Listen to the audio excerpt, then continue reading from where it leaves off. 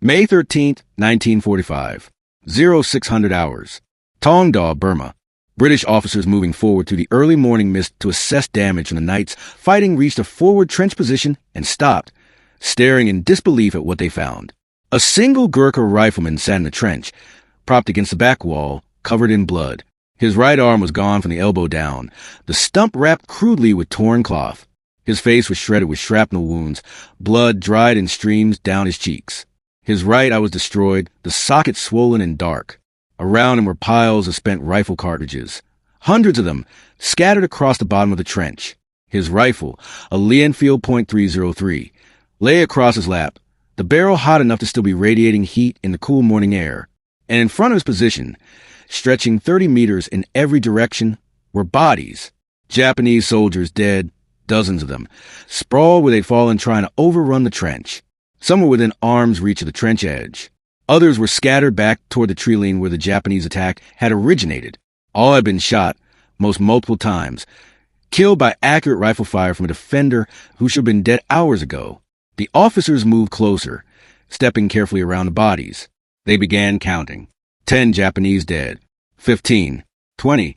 The count kept rising. When they finished, the total was clear.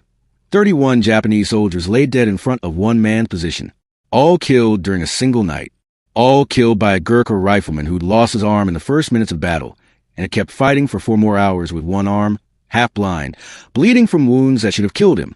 Rifleman Lachhiman Gurung looked up at the officers with his one remaining eye. He was 23 years old. He stood 4 feet 11 inches tall and normally weighed about 100 pounds, though he'd probably lost 10 or 15 pounds of blood during the night. He'd been trained as a soldier, but he looked like a child who'd somehow held off more than 200 Japanese attackers through sheer determination and refusal to die. One of the officers asked Gurung what had happened. Gurung's response was delivered in the understated way that Gurkhas had describing extraordinary acts of courage, as if what he'd done was simply what any soldier would do in the same situation. They kept coming. I kept shooting. This is the story of Lachhiman Gurung, one of the smallest soldiers in the British Indian Army, who became one of the fiercest fighters of World War II. It's the story of a man who lost his arm to a grenade explosion and then spent 4 hours killing 31 enemy soldiers with one hand, firing a rifle he could barely hold, reloading a weapon designed for 2 hands while using only one. It's the story of a Gurkha who lived his regiment's motto, better to die than be a coward, and proved that courage has nothing to do with size, that determination can overcome any disability, and that sometimes one man in the right position with the right attitude can hold off an entire battalion. Lachhiman Gurung was born in 1917 in a small village in the Taungdaw district of central Nepal, about 150 kilometers west of Kathmandu. His family were farmers, like most families in rural Nepal, subsistence agriculture on terrace hillsides, growing rice and vegetables, raising a few animals, living a life that hadn't changed much in centuries. Nepal was one of the poorest countries in Asia, and the Taungdaw district was one of the poorest regions of Nepal. Families lived on the edge of survival, always a bad harvest away from famine. Lachhiman grew up small, even by Nepali standards. By his late teens, he stood 4 feet 11 inches tall and weighed about 100 pounds. He was short, thin, and looked younger than his age.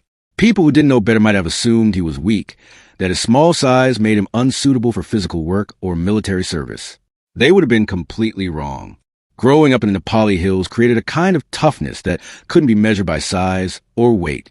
The terrain was brutal. Steep mountains, narrow trails, constant climbing. Daily life required physical endurance that would break larger men from easier environments. Lachhiman walked miles every day over mountain trails, carried loads that would strain men twice his size, worked in fields that required constant physical labor. His small size meant nothing about his strength or endurance. It just meant he'd learned to be efficient, to use leverage and technique rather than brute force, to keep going when larger men quit. Lachhiman also grew up in a warrior culture. Nepal's Gurkha soldiers had earned a reputation as some of the fiercest fighters in the world, serving in the British and Indian armies since the early 1800s. Gurkha regiment had fought in every major British conflict. The Indian Rebellion of 1857, the Afghan Wars, the World Wars, dozens of smaller campaigns throughout Asia and Africa. Their reputation was legendary. Fearless in combat, loyal to their officers and comrades, masters of close quarters fighting with their distinctive curved kukri knives, and possessing an apparently limitless capacity for endurance and hardship. The British Indian Army recruited heavily in Nepal, offering steady pay and pensions that could support entire families, wealth that was unattainable through farming in rural Nepal. For young Nepali men, joining the Gurkha regiments was an honorable path out of poverty, but recruitment standards were extremely high. The British wanted only the best candidates, men who were physically fit, mentally tough, and culturally raised with a warrior ethos that made Gurkhas so effective. In the early 1940s, as World War II expanded into Asia, and the British Indian Army needed more soldiers to fight the Japanese in Burma, recruitment increased. Lachhiman Gurung, then in his early 20s, decided to volunteer. He passed a physical test despite his small size, running up mountain trails with heavy loads, demonstrating endurance and strength that belied his appearance. He passed a mental test, showing the determination and attitude that recruiters looked for, and he was accepted into the 8th Gurkha Rifles, one of the most prestigious Gurkha regiments in the British Indian Army. The 8 Gurkhas had a distinguished history dating back to 1824. They'd fought in Burma, Afghanistan, Tibet, and numerous other campaigns. During World War II, they were deployed to Burma as part of the British and Commonwealth forces fighting to stop the Japanese invasion of India. The Burma campaign was one of the war's most brutal theaters. Dense jungle, extreme heat and humidity, monsoon rains that turned everything to mud, diseases like malaria and dysentery that killed more men than combat, and an enemy who fought with fanatical determination. Lachhiman trained as a rifleman, learning to use the Lee-Enfield .303 rifle that was standard issue in the British Indian Army. The Lee-Enfield was a bolt-action rifle that fired .303 caliber rounds from a 10-round magazine. It was accurate, reliable, and had been the British Army's primary infantry weapon since 1895. A trained soldier could fire 15 to 20 aimed shots per minute, cycling the bolt, ejecting the spent cartridge, chambering a new round, aiming and firing in a smooth, practiced motion. The rifle was about 44 inches long and weighed about 9 pounds fully loaded. For a man who stood 4 feet 11 inches and weighed 100 pounds, the Lee-Enfield was proportionally large, like a normal-sized man, using a weapon designed for someone 6 feet 6 inches and 200 pounds. But Lachhiman trained until he could handle it as efficiently as any soldier in a regiment. Gurkha training also included extensive work with the kukri, the distinctive curved knife that was both tool and weapon. The kukri had a blade about 15 to 18 inches long, curved inward like a machete, with a heavy blade that could chop through wood, vegetation, or bone. Gurkhas trained in kukri fighting from childhood, and the knife had an almost mythological reputation in the British Indian Army. There were stories, some true, some exaggerated, of Gurkhas killing multiple enemies in close combat with their kukris, of heads being severed with single blows, of wounded Gurkhas fighting with kukris when they'd run out of ammunition. The kukri wasn't just a weapon. It was a symbol of Gurkha identity, carried at all times, and never drawn in anger unless blood would be shed.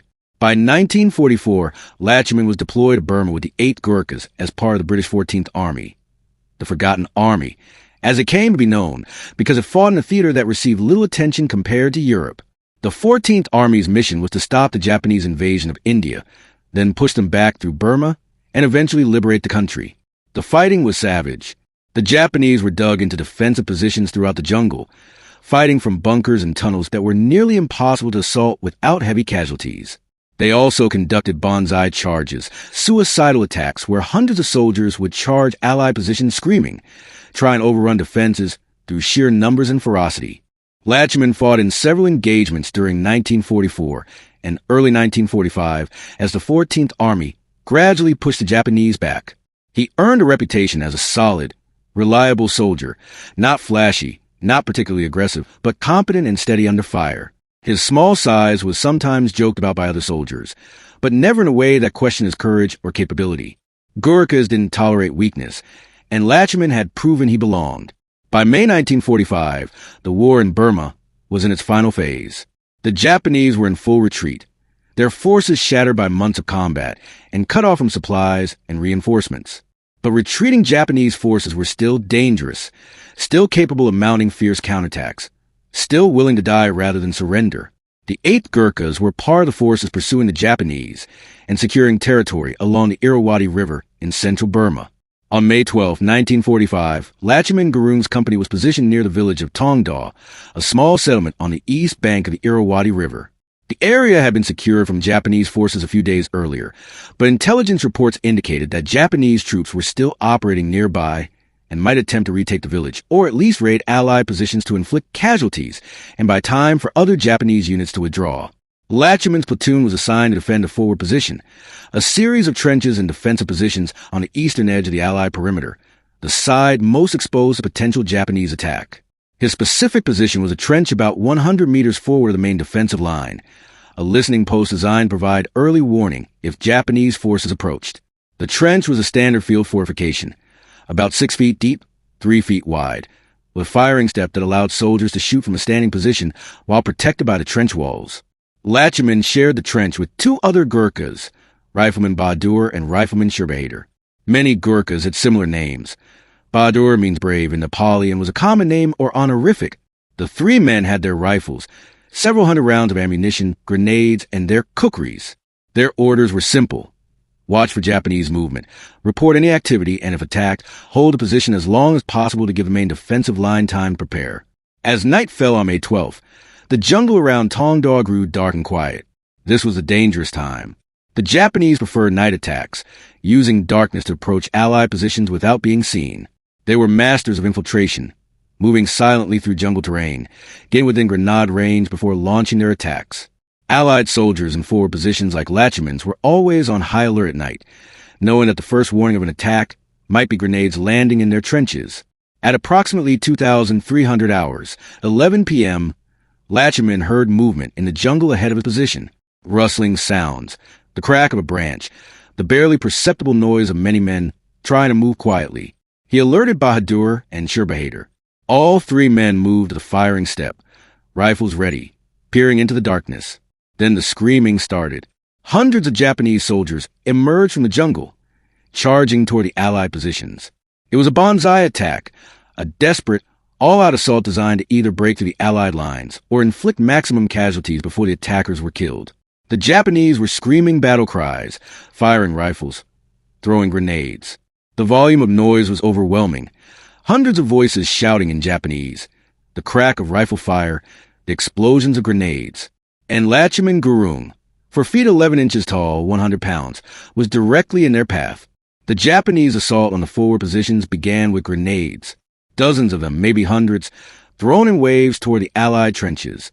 Japanese soldiers carried Type 97 hand grenades, small, cylindrical grenades about 5 inches long, weighing about 1 pound, filled with TNT and shrapnel.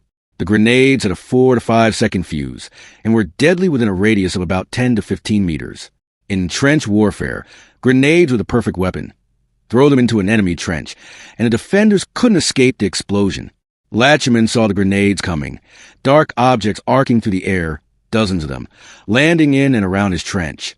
Training took over. When a grenade lands in your position, you have 2 choices. Take cover and hope it doesn't kill you, or throw it back before it explodes and hope you're fast enough. Lachhiman chose to throw them back. The first grenade landed at his feet. Lachhiman bent down, grabbed it with his right hand, and threw it back toward the Japanese lines in one smooth motion. The grenade exploded in midair, showering Japanese soldiers with shrapnel. A second grenade landed in the trench. Lachhiman grabbed it, threw it back. Another explosion among the Japanese attackers. This was extraordinarily dangerous. Japanese grenades had fuses of 4 to 5 seconds. The thrower would typically hold a grenade for 1 to 2 seconds to cook the fuse, then throw it so that it would explode immediately when it landed, giving defenders no time to throw it back. If Lachhiman had grabbed a grenade that had already been cooking for 3 seconds, it would have exploded in his hand. He was gambling that he could grab and throw each grenade fast enough to get out of his trench before the fuse ran out. A third grenade landed in the trench. Lachhiman reached for it, grabbed it with his right hand, prepared to throw it back.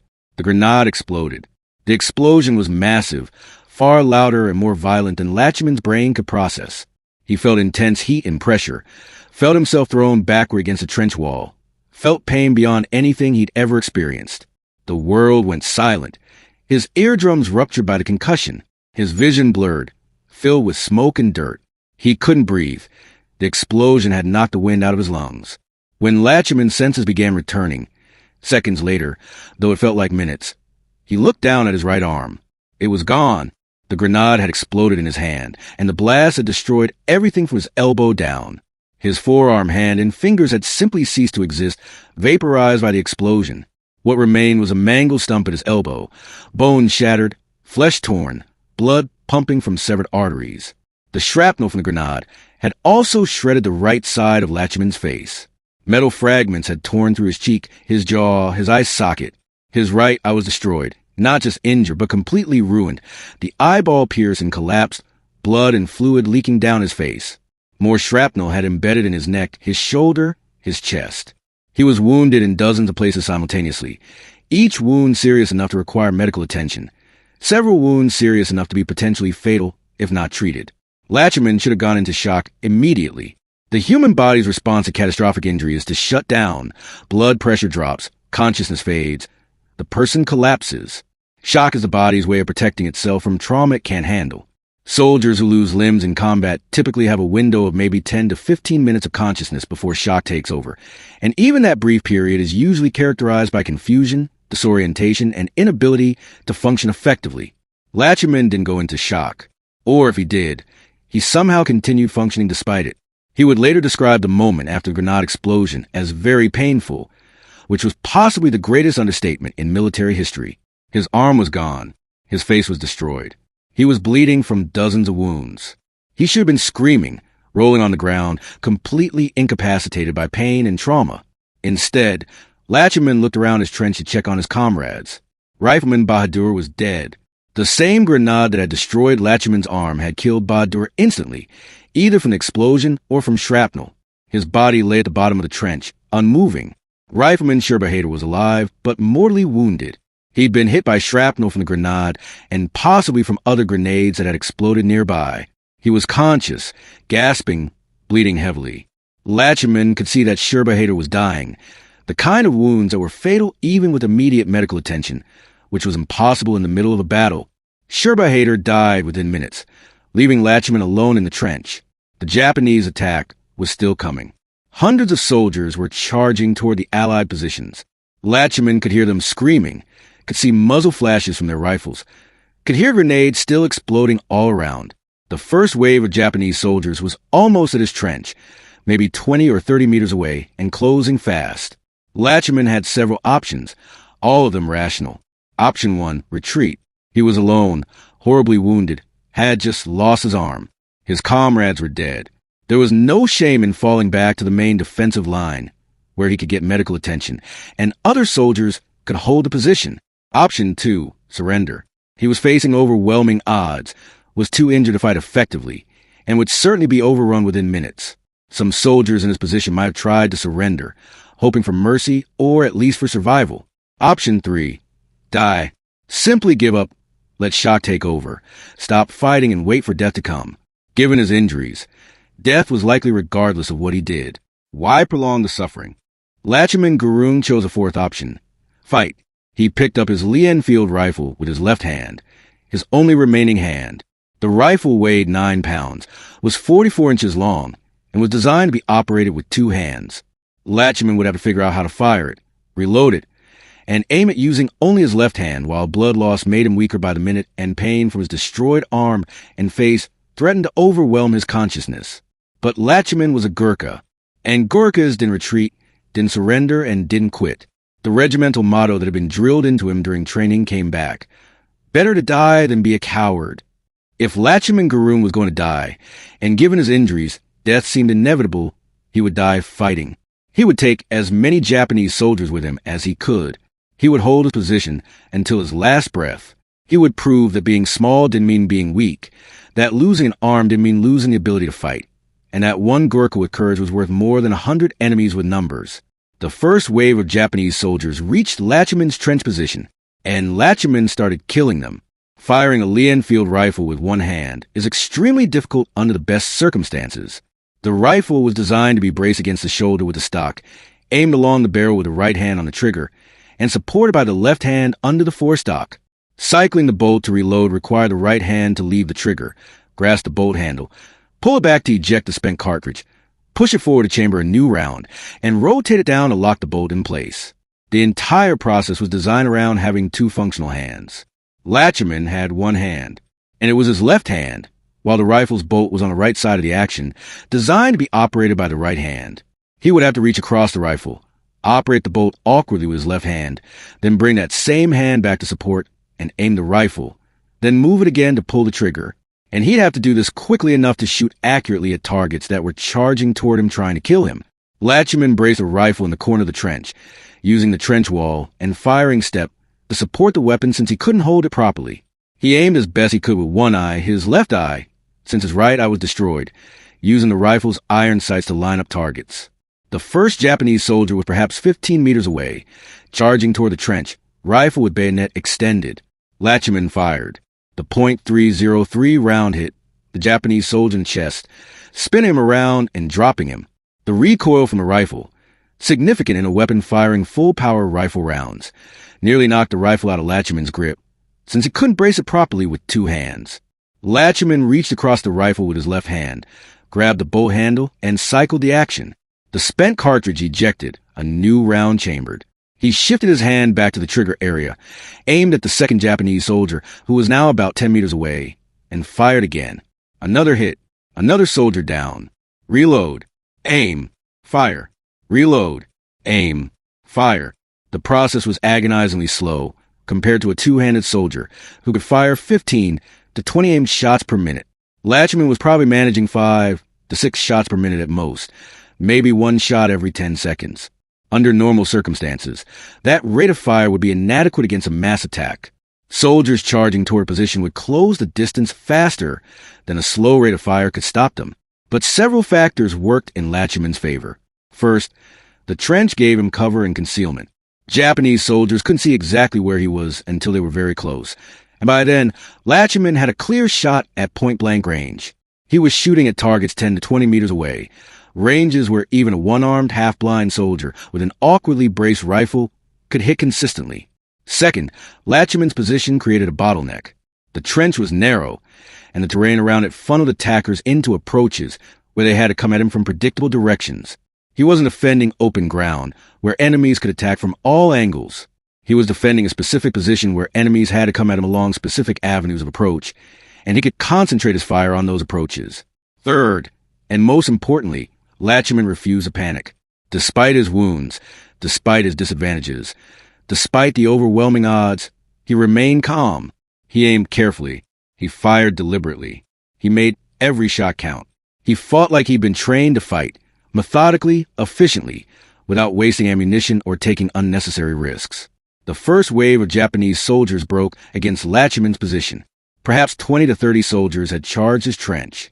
Lachhiman had killed 4 or 5 of them before they reached the trench edge. The others either died attacking the trench or fell back when they realized they were being killed one by an unseen defender.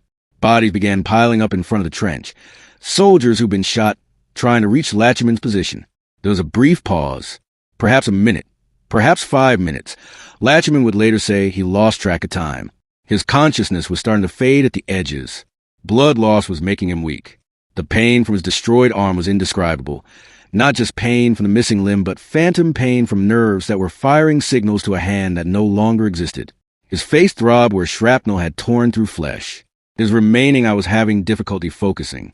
Lachhiman used a pause to check his ammunition. The Lee-Enfield's magazine held 10 rounds, and he could reload by inserting 5-round stripper clips from the top of the action. He had perhaps 200 rounds of ammunition in the trench, 20 magazines worth. If the Japanese kept attacking, he'd need every round. The second wave of Japanese soldiers attacked. More soldiers this time, perhaps 40 or 50, coming from multiple directions but still funneled by the terrain into the same approaches that the first wave had used. Lachhiman began firing again. Aim. Fire. Reload. Aim. Fire. Reload. The methodical process of killing. Japanese soldiers began firing at his muzzle flash. Bullets hit the trench walls around him, showering him with dirt and debris. Some rounds came close enough that Lachhiman could hear them crack past his head, but the trench protected him. As long as he stayed low between shots, the Japanese couldn't get a clear shot at him. An explosion rocked the trench. A grenade had landed near Lachhiman's position, thrown by a Japanese soldier who'd gotten close enough to have a clear throw. The explosion showered Lachhiman with shrapnel. More wounds added to the dozens he already had. A piece of metal embedded in his left shoulder, the shoulder of his remaining functional arm. The pain was extraordinary, but Lachhiman kept shooting. Hours passed. Midnight became 0100, then 0200, then 0-300. The Japanese mounted wave after wave of attacks. Lachhiman would later estimate perhaps 5 or 6 major assaults with smaller probing attacks in between. Each time, Japanese soldiers charged his position. Each time, Lachhiman killed several of them before they could reach his trench. Each time, the survivors fell back, leaving more bodies in front of position. The Japanese must have realized fairly quickly that only one man was holding the trench. The volume of fire coming from the position was too low to be multiple defenders. They could probably see from the muzzle flashes that the fire was coming from a single point. They knew they were facing one wounded soldier in a single trench, and still they couldn't overrun him. This wasn't because the Japanese lacked courage or numbers. They had plenty of both. It was because Lachhiman's position was nearly perfect for defense. The trench gave him cover. The terrain funneled attackers into kill zones. And Lachhiman, despite his wounds, was shooting accurately and conservatively, making every round count. But there was a deeper reason the Japanese couldn't break through. Lachhiman Gurung refused to believe he could be defeated. He'd internalized his training so completely that the idea of surrender or retreat simply didn't occur to him. His body was failing, blood loss, pain, exhaustion, but his mind remained focused on one objective: hold the position, kill the enemy, don't quit. Reloading became progressively more difficult as the hours passed. The process required significant dexterity. Insert a 5-round stripper clip into magazine. Press down with the thumb to force the rounds into magazine. Remove the clip, close the bolt. Doing this with one hand, the left hand, which wasn't his dominant hand, while blood loss made his movements clumsy and pain made concentration difficult, was extraordinarily challenging. Lachhiman developed a system. He'd lay the rifle on the firing step, brace it with his body, use his left hand to manipulate the stripper clip, and press rounds into the magazine. Then he'd pick up the rifle, brace it again, cycle the bolt, aim, and fire. The process was slow and awkward, but it worked. As dawn approached on May 13th, the Japanese mounted what appeared to be a final, desperate assault. Perhaps 50 to 60 soldiers, everyone who was left from the attacking force, charged Lachhiman's position simultaneously. They were screaming, firing wildly, throwing grenades, determined to overrun the single defender who'd held them off all night. Lachhiman fired as fast as he could manage. One shot, reload. Another shot, reload. Japanese soldiers fell, but others kept coming. They were 20 meters away, then 15, then 10. Lachhiman kept shooting. He was down to his last magazine, 10 rounds. He'd fired nearly 200 rounds over the course of the night, an average of about 1 round every 70 seconds for 4 hours of continuous combat. 5 meters away, a Japanese soldier reached the edge of the trench, bayonet raised, preparing to jump down and kill Lachhiman at close range. Lachhiman aimed, fired. The soldier fell backward. Another soldier appeared at the trench edge. Lachhiman aimed, fired. Another soldier down. The Lee-Enfield's bolt locked back. Empty. Lachhiman had fired his last round. He looked around for more ammunition and realized he'd used everything. 200 rounds gone. He was out of bullets, wounded beyond any reasonable ability to function, barely conscious from blood loss. And the Japanese assault broke. The surviving attackers, perhaps realizing that dawn was approaching and they'd be exposed in daylight, or perhaps simply exhausted from hours of futile attacks, fell back into the jungle. The screaming stopped. The shooting stopped. The night's battle was over. Lachhiman Gurung, 4 feet 11 inches tall, 100 pounds, with one arm and one eye, had held his position against an estimated 200-plus Japanese soldiers for approximately 4 hours. He'd fired nearly 200 rounds of ammunition with one hand. He'd killed an estimated 31 Japanese soldiers, the exact count that would be made when British officers surveyed the battlefield at first light. He prevented the Japanese from breaking through the forward offensive position and reaching the main Allied line. He'd done the impossible, and he'd done it because surrendering or retreating was unthinkable. Better to die than be a coward. Lachhiman hadn't died, but he'd been willing to, and that willingness, combined with skill and determination, had been enough. As the sun rose over Taungdaw on May 13th, 1945, Lachhiman Gurung sat in his trench, covered in blood, surrounded by brass cartridge cases, staring at the bodies of the enemies he'd killed. He was conscious but barely, hanging on through sheer force of will. His destroyed arm had stopped bleeding, probably because he'd lost so much blood that his blood pressure had dropped to the point where bleeding had slowed. His face was a mass of wounds. His vision was fading as his remaining eyes struggled to focus. British officers and medics reached his position at dawn. They found him still alive, still holding his rifle, still ready to fight if the Japanese attacked again. They stared in disbelief at the carnage in front of his trench. And when they asked him what had happened, Lachhiman's response was simple and direct. They kept coming. I kept shooting. Lachhiman Gurung was evacuated from the trench by stretcher, carried by medical corpsmen to a field hospital several miles behind the front lines. The medics who treated him during evacuation were amazed he was still alive. His injuries were catastrophic. Complete loss of his right arm from the elbow down, destruction of his right eye, dozens of shrapnel wounds across his face, neck, shoulder, and chest, and blood loss that should have killed him hours earlier. His vital signs were weak. Blood pressure dangerously low, pulse rapid and thready, breathing shallow. He should have been dead. At the field hospital, British and Indian Army doctors performed emergency surgery to stabilize Lachhiman's condition. They amputated what remained of his right arm, cutting above the elbow to remove shattered bone and mangled tissue. They removed his right eye, which was beyond saving. They extracted as much shrapnel as they could find, though some pieces were embedded too deeply and would remain in his body permanently. They gave him blood transfusions, multiple units, trying to replace the blood he'd lost during 4 hours of combat. The doctors told Lachhiman he was extraordinarily lucky to be alive. Lucky seemed like the wrong word to describe someone who'd lost an arm and eye, but the medical reality was clear. He should have died from shock, from blood loss, from any of a dozen complications that typically killed soldiers with injuries far less severe than his. That he not only survived but had continued fighting for 4 hours after his initial injuries was medically difficult to explain. Lachhiman was transferred to a military hospital in India for longer-term treatment and recovery. Over several months, he underwent additional surgeries to repair damage to his face, to fit him with a prosthetic arm, which he rarely used, preferring to adapt to one-armed life without the awkwardness of an artificial limb, and to help him adjust to having only one eye. The physical recovery was long and painful. The psychological recovery from such catastrophic injuries was perhaps even more challenging. But Lachhiman never complained about his condition, never expressed anger or bitterness about his injuries, and never suggested that what had happened to him was unfair or unjust. He'd been a soldier. Soldiers got wounded. That was the nature of war. He'd done his duty, held his position, and survived. The fact that he'd been permanently disabled in the process was simply the cost of serving. While Lachhiman was recovering in the hospital, his actions on the night of May 12th to 13th, 1945, were being reviewed by his commanding officers. The British Indian Army had a well-established system for recognizing valor in combat.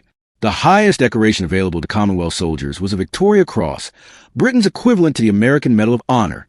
The Victoria Cross had been established in 1856 and was awarded for most conspicuous bravery, or some daring or preeminent act of valor or self-sacrifice, or extreme devotion to duty in the presence of the enemy.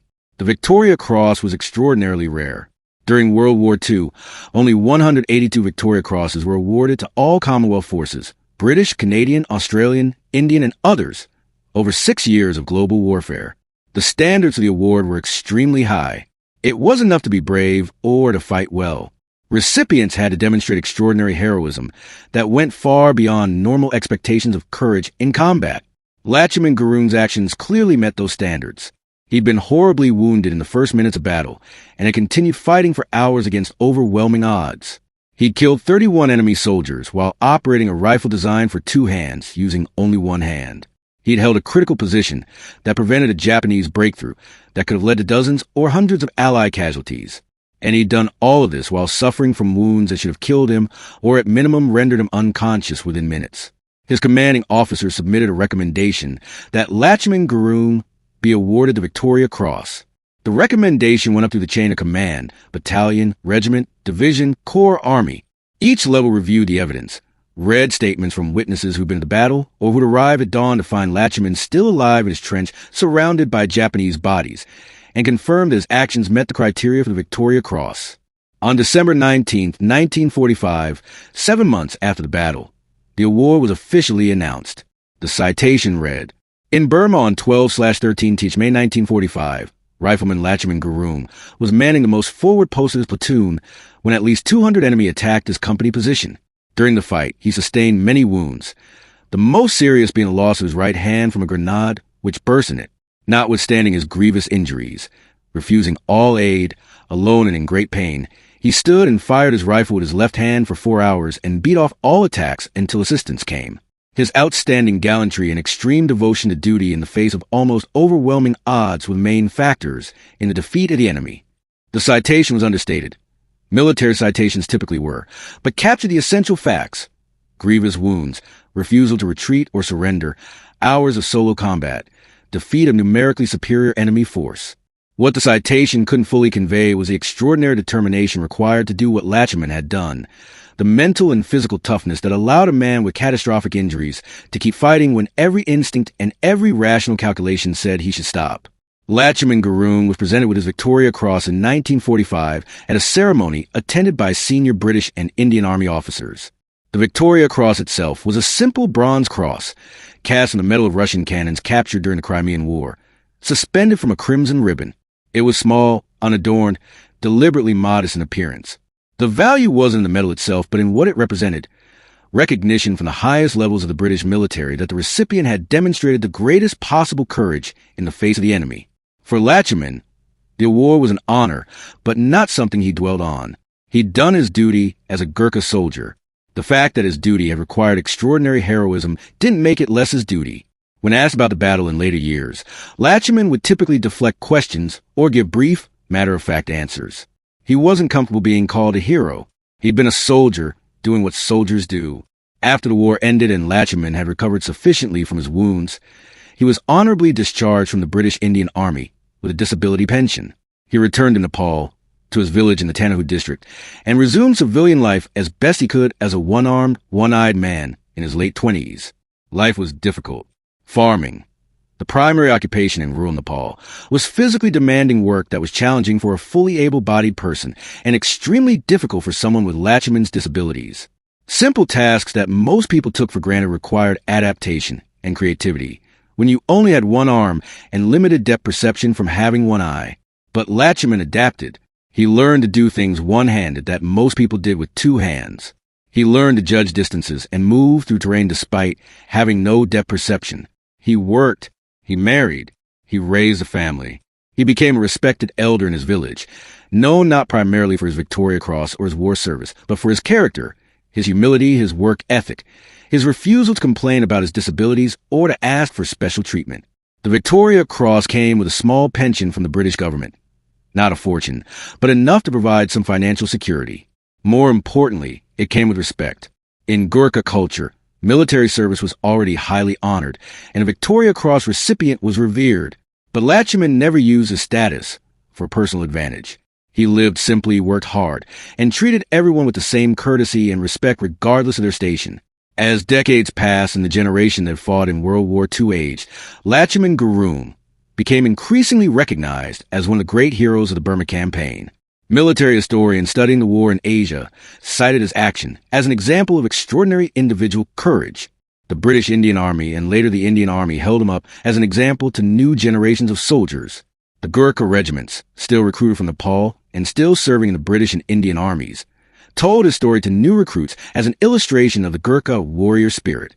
In 1995, on the 50th anniversary of VE Day, Victory in Europe Day, Lachhiman was invited to London to participate in ceremonies commemorating the end of World War II. He attended events with other Victoria Cross recipients, met with senior British military and government officials, and was honored as a living symbol of the courage and sacrifice of Commonwealth forces during the war. British newspapers ran articles about his story, often with the striking detail that he stood less than 5 feet tall, the smallest hero who'd accomplished one of the war's most remarkable acts of individual valor. Lachhiman returned to Nepal after the ceremonies, again resuming his quiet life. He didn't seek publicity or attention. When journalists or historians contacted him asking for interviews, he was polite but brief. The battle had been a long time ago. He'd done what he'd had to do. There wasn't much more to say about it. Lachhiman Gurung died on December 12, 2010, at the age of 92 or 93. Records of his exact birth date were unclear. He lived 65 years after the night that made him famous. 65 years of full life despite having only one arm and one eye. His funeral in Nepal was attended by hundreds of people, family, friends, villagers, and representatives from Gurkha military organizations who came to honor one of their regiment's greatest heroes. The obituaries noted his Victoria Cross, his remarkable action at Taungdaw, and his embodiment of Gurkha values. But perhaps the most fitting tribute came from fellow Gurkha soldiers who said that Lachhiman Gurung had lived the regimental motto, "Better to die than be a coward." He hadn't died that night in May 1945, but he'd been willing to, and that willingness, that refusal to surrender, to retreat, to give up despite impossible odds and catastrophic injuries, was what made him a true warrior. Lachhiman Gurung's story resonates because it challenges every assumption about what makes someone a hero. He wasn't physically imposing. At 4 feet 11 inches and 100 pounds, he looked like someone who needed protection, not someone who provided it. He wasn't from a wealthy or privileged background. He was a poor farmer from one of the poorest countries in Asia. He wasn't fighting with overwhelming firepower or tactical advantages. He was defending a trench with a standard rifle against hundreds of attackers. What made Lachhiman Gurung extraordinary was purely internal. Determination, courage, refusal to accept defeat. These qualities aren't visible from the outside. You can't measure them or quantify them. They only become apparent when someone is tested under extreme conditions and refuses to break. The Battle of Taungdaw was that test for Lachhiman Gurung. When the grenade exploded in his hand and destroyed his arm, when his face was shredded with shrapnel and his eye was ruined, when his 2 comrades were killed and he was alone facing hundreds of enemy soldiers, he had every rational reason to give up. His body was failing. His chances of survival were minimal. No one would have blamed him for retreating or surrendering. But Lachhiman had been raised in a warrior culture that valued courage above survival, that taught that honor was more important than life. The Gurkha motto, "Better to die than be a coward," wasn't just a saying. It was a fundamental belief, internalized so deeply that even when death seemed certain and courage seemed futile, Gurkha soldiers chose to fight rather than flee. This philosophy created soldiers who were extraordinarily effective in combat. British officers who commanded Gurkha units consistently reported that Gurkhas were among the most reliable, courageous, and capable soldiers in the world. In defensive positions, Gurkhas would hold until ordered to withdraw or until they were physically overrun. In offensive operations, Gurkhas would attack positions that other units refused to assault. In close combat, Gurkhas with their kukris were devastating. Their willingness to close with the enemy and fight hand-to-hand gave them an advantage that compensated for any disadvantage in numbers or equipment. Lachhiman Gurung embodied all of these qualities and took them to an extreme. His action on May 12 to 13, 1945, wasn't unique in the sense that many Gurkha soldiers had fought with similar courage in similar circumstances. What made it unique was the severity of his injuries and the length of time he continued fighting. For hours of solo combat with one arm and one eye against 200-plus attackers wasn't just courage. It was courage sustained over an extended period despite overwhelming physical trauma. Military analysts studying the battle have noted several factors that contributed to Lachhiman's success. The tactical situation favored defense. The trench provided cover and concealment. The terrain funneled attackers into predictable approaches. Lachhiman could concentrate his fire on those approaches and pick off attackers as they appeared.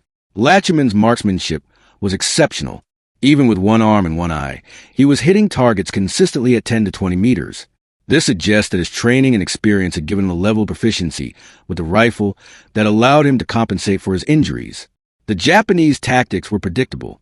Banzai charges were effective when they achieved surprise or when defenders panicked. But against a calm, well-positioned defender, they were inefficient. The Japanese kept using the same approach, mass charges against a fixed position, and Lachhiman kept defeating them the same way, accurate rifle fire from cover. But beyond these tactical factors, the irreducible core of Lachhiman's success was his refusal to quit. Every soldier faces moments in combat when continuing seems impossible, when the rational choice is to retreat or surrender. What separates heroes from ordinary soldiers isn't that heroes don't feel that impulse. It's that they override it. They keep fighting because fighting is what soldiers do, because their comrades depend on them, because surrendering is unthinkable even when death is certain. Lachhiman Gurung kept fighting for 4 hours while bleeding from dozens of wounds, while missing an arm, while half-blind, because he'd been trained to believe that courage mattered more than survival.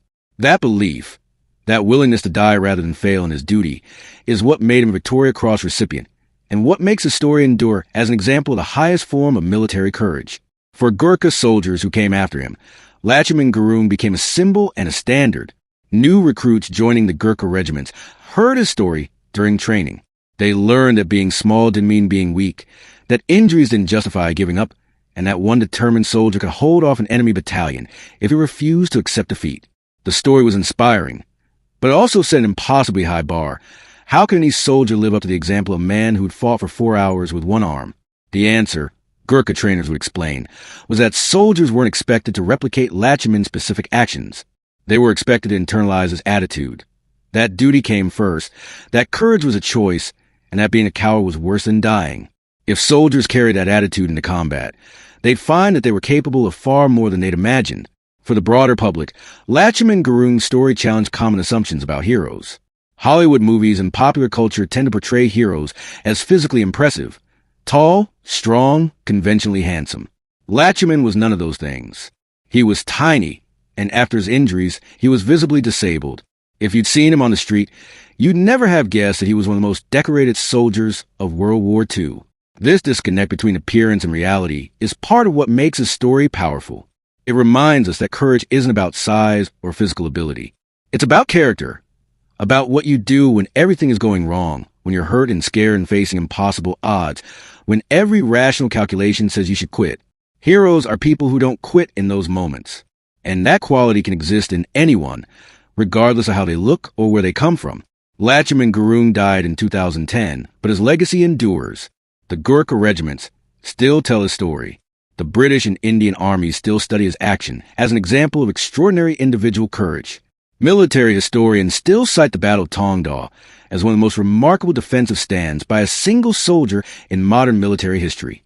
And anyone facing seemingly impossible challenges can draw inspiration from the tiny Gurkha rifleman who lost his arm and kept fighting, who faced 200 enemies alone and refused to be defeated, who proved that courage and determination can overcome any disadvantage.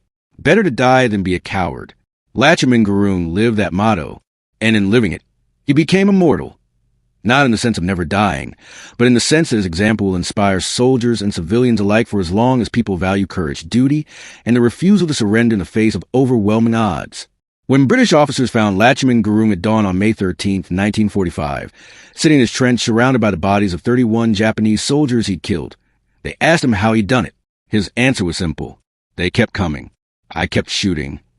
That simplicity, that refusal to overthink or overdramatize, that focus on the essential task of doing his duty regardless of circumstances, is the essence of military courage. Lachhiman Gurung didn't see himself as a hero doing the impossible. He saw himself as a soldier doing his job. The fact that his job required extraordinary heroism didn't change what he had to do. He had to fight. So he fought, and he won.